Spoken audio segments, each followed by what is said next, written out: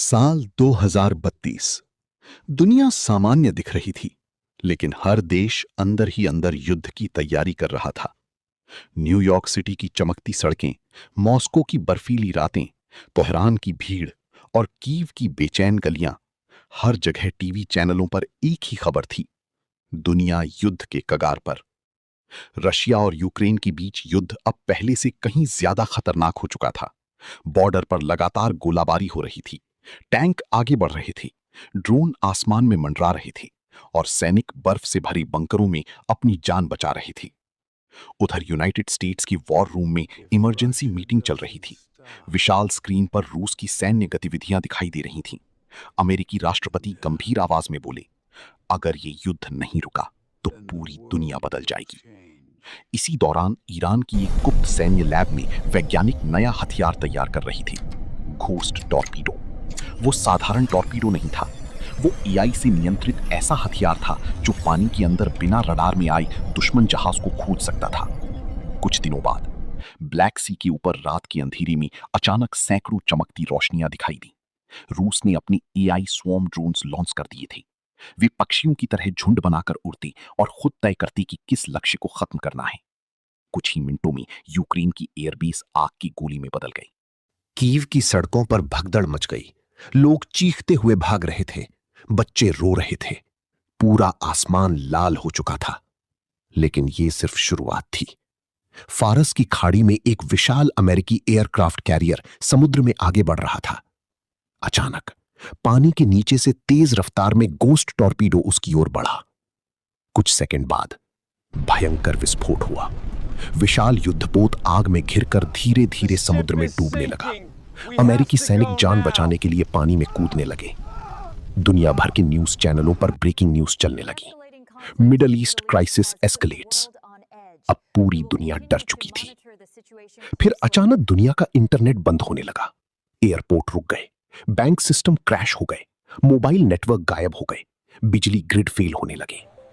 रूस ने black well नाम का साइबर वायरस लॉन्च किया था। दुनिया अराजकता में डूब गई। एटीएम के बाहर दंगे शुरू हो गए, सुपरमार्केट खाली होने लगे। नाटो देशों ने इमरजेंसी मीटिंग बुलाई। उसी समय चाइना ने ताइवान के पास अपनी सेना भेज दी। प्रशांत महासागर में युद्धपोतों की कतारें लग गईं। अमेरिका ने जवाब में अपना सबसे खतरनाक हथियार उतारा, टाइटन मैक टैंक्स। वे 30 फीट ऊंचे रोबोटिक युद्ध मशीन थे। उनकी रेलगन इतनी शक्तिशाली थी कि एक फायर में पूरा दुश्मन बेस उड़ जाता था। समुद्र अब आग और धुएं से भर चुका था। यूरोप के आसमान में हजारों मिसाइलें उड़ रही थीं। नेटो ने स्काई फोर्ट्रेस नाम के उड़ते युद्धपोत भेजे। बादलों के बीच विशाल जहाजों की लड़ाई शुरू हो गई। तभी रूस ने हाइपरसोनिक मिसाइल लॉन्च की। कुछ ही सेकंड में यूरोप का एक बड़ा एयरबेस विस्फोट में खत्म हो गया। दुनिया अब दो हिस्सों में बंट चुकी थी। इंडिया ने शांति की अपील की, लेकिन उसकी सीमाओं पर भी सेना अलर्ट पर आ गई। लोग डर चुके थे कि अब ये युद्ध किसी को नहीं छोड़ेगा। फिर वो गलती हुई जिसने मानव इतिहास बदल दिया। एक रडार सिस्टम ने गलत सिग्नल पकड़ लिया। रूस को लगा कि अमेरिका परमाणु हमला करने वाला है। सायरन बज उठे। रूस के भूमिगत परमाणु बंकर में कमांडर चिल्लाया, लॉन्च प्रोटोकॉल। और फिर पहली न्यूक्लियर मिसाइल लॉन्च हो गई। कुछ ही मिनटों बाद अमेरिका ने जवाबी हमला कर दिया। आसमान में दर्जनों परमाणु मिसाइलें चमक रही थी। लोग बंकरों की ओर भाग रहे थे। पूरी धरती कांप रही थी। फिर पहला धमाका हुआ। न्यूयॉर्क सिटी एक विशाल आग के गोले में बदल गया। उसके बाद मॉस्को, लंदन और तेहरान भी परमाणु आग में डूब गए। कुछ घंटों में दुनिया बदल चुकी थी। आसमान काला हो गया। धुआं पूरी पृथ्वी पर फैल गया। सूरज दिखाई देना बंद हो गया। लोग गैस मास्क पहनकर राख से भरी सड़कों पर भटक रहे थे। तब अमेरिका ने अपना अंतिम हथियार एक्टिव किया।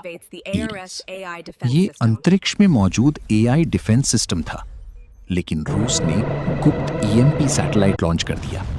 एक विशाल विद्युत तरंग पूरी पृथ्वी से गुजरी। सैटेलाइट बंद हो गए, इंटरनेट खत्म, बिजली खत्म, आधुनिक टेक्नोलॉजी खत्म। पूरी दुनिया अंधेरे में डूब गई। 3 साल तक युद्ध चलता रहा। धरती बर्फ और राख से ढक गई। खाने और पानी के लिए लोग एक दूसरे को मारने लगे। धीरे धीरे अमेरिका और उसके सहयोगी कमजोर पड़ने लगे। उनके शहर खत्म हो चुके थे। अर्थव्यवस्था टूट चुकी थी। दूसरी तरफ रूस और उसके सहयोगी आगे बढ़ते रहे। यूरोप के कई देशों ने आत्मसमर्पण कर दिया। दुनिया की आधी आबादी मर चुकी थी। साल 2035 साइबेरिया के एक भूमिगत बंकर में बचे हुए देशों के नेता मिले। कमरे में सन्नाटा था, किसी की आंखों में जीत नहीं थी।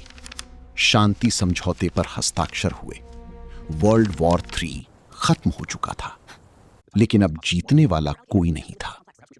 अंत में राख से भरे मैदान में एक लड़का खड़ा आसमान को देख रहा था। धीरे धीरे काले बादलों के बीच से सूरज की हल्की किरण निकली और एक आवाज गूंजी। इंसान ने युद्ध शुरू किया था, लेकिन अंत मशीनों ने लिखा। Please like and subscribe the button.